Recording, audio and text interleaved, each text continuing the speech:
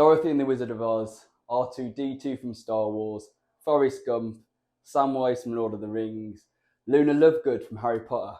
What do all these characters have in common? Find out as we talk about the Innocent Archetype.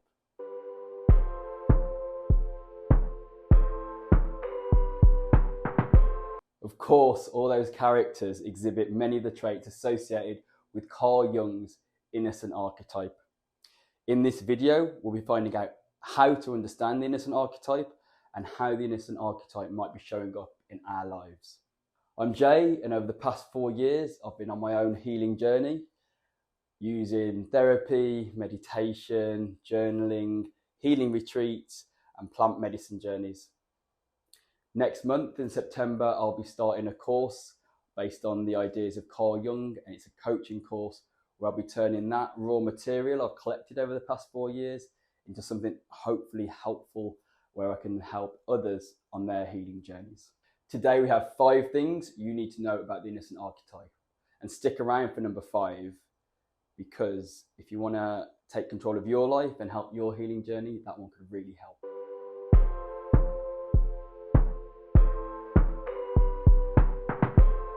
So we'll start off with the values of the Innocent Archetype. The values of the Innocent Archetype are joy and harmony, simplicity, and they've got a high sense of morality. So if you think about morality for a second, an innocent character abides by a moral code.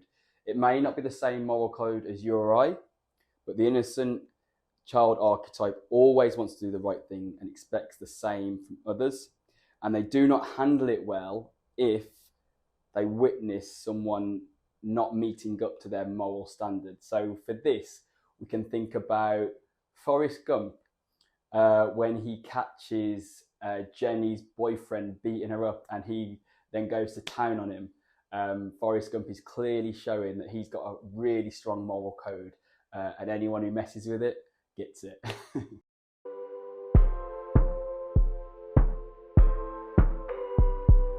So in at number 4, we have the positive qualities of the Innocent Archetype. So they're optimistic, they're very loyal. So, they're very loyal despite, what the signs might be telling them of that person.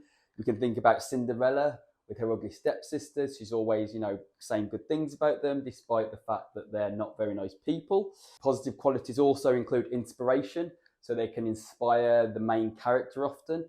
And I like to think about Samwise in Lord of the Rings, when Frodo is just about to give up, the weight of the ring is just too much for him. And Samwise comes in, gives Frodo a pep talk, and Frodo goes on to complete his mission. And then we've got, another positive thing the Innocent Archetype can do is provide that comic relief. And 2 characters that spring to mind for this is Andy Dwyer in Parks and Rec. He's always there to lighten the mood, really playful. And then we've got Luna Lovegood in Harry Potter, again, always there in a serious moment to break the ice.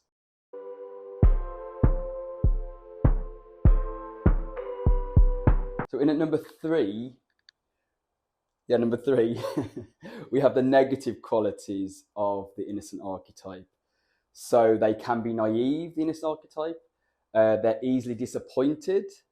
They take foolish risks. So when we think about taking foolish risks, we can think about the innocent Adam and Eve in the Garden of Eden, when they went and took a bite out of the apple because the snake told them to, even though God had given very clear instructions.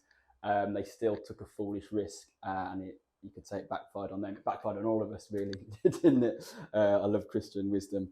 And then they resist change. That's another negative quality of the Innocent Archetype. So with this, we can think about Peter Pan. So Peter Pan, the boy that never grew up, he never grew up, took responsibility, stayed in, the innocent Neverland, playing with his mates, really resisted the change that Wendy offered him to grow up, be a man, take responsibility. But Peter Pan really resisted that change. And then we've got, they are masters of denial. So they don't want to see the complexity of things, or they don't want to see flaws in people they've met. They can be endlessly loyal, as we've already mentioned. That can have a shadow side as well, loyalty. And for this, we can think about Pinocchio. very innocent, wasn't he? You know, living with his grandfather. And then we've got Honest John and Stromboli.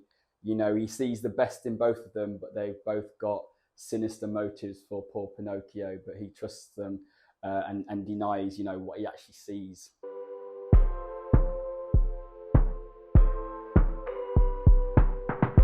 We've got the brands that are associated with the Innocent Archetype. So brands associated with the Innocent Archetype will often evoke simplicity, optimism, happiness, and they'll have mottos like the glass is half full, really trying to inspire optimism and hope. At best, these brands can be optimistic, they can be moral, and they can be honest, or at worst, they can be annoying, irritating, boring, childish. You know, depends on where you stand on that. And then brands that come to mind that evoke the Innocent Archetype include McDonald's, Dove, the skincare brand, and also Coca-Cola, all right, happy, happy, happy, clappy, clappy, clappy. Does that annoy you? Yeah, I can deal with it myself.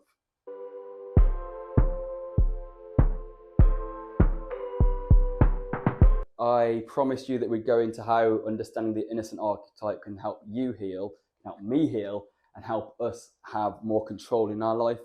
So each of the 12 archetypes, and we'll be going through all 12 in this series, can be expressed in scaled rankings of intensity, represented by 3 levels.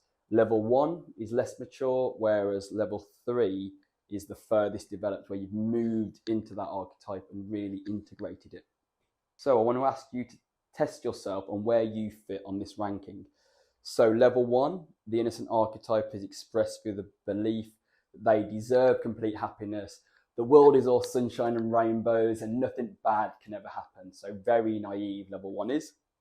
Level 2, the Innocent Archetype, or the innocent person, is focused on shifting their life and mindset to develop a path to a simple, happier life. And they can often enter level 2 when they go through something that shatters their innocence and shatters their belief in happiness, sunshine and rainbows. And it could be a tragedy, it could be an accident or illness, a breakup, a bereavement of a loved one. So something that shows them that actually the world isn't sunshine and rainbows, and it can lead them down to through a period of bitterness, of not understanding things. You know, their illusions dropped. But then the Innocent Archetype can evolve into level 3, and the innocent person then believes that happiness comes from within. They shift from being externally focused for their happiness and contentment, and then they focus it inwards and realize that all that innocence and that self-belief and that belief in the goodness of things comes from a real rooted contentment from within. And then they cultivate that contentment, and it's all within us, isn't it? So thank you for watching. We just went over 5 things you need to know about the Innocent Archetype. We spoke about their values, we spoke about their positive traits, how they can show up negatively, the brands that exhibit qualities of the Innocent Archetype, and then we saw the maturity levels of the Innocent Archetype. And yeah, where are you on that? I think I'm still in level 2. I've had my illusion of the world shattered, but yeah, I'm moving through level 2, hopefully to level 3. And if you want to understand the archetype more, perhaps you could sit with some journal questions. So you could ask yourself, where have you been overly loyal to someone who perhaps doesn't deserve it? And why do you feel you were like this?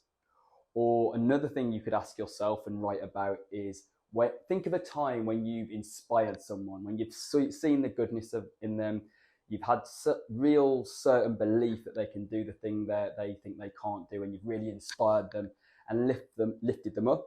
And then think about what motivated you to do that and take that action. So thanks for watching. Stay young, everyone. That's my new catchphrase, only catchphrase.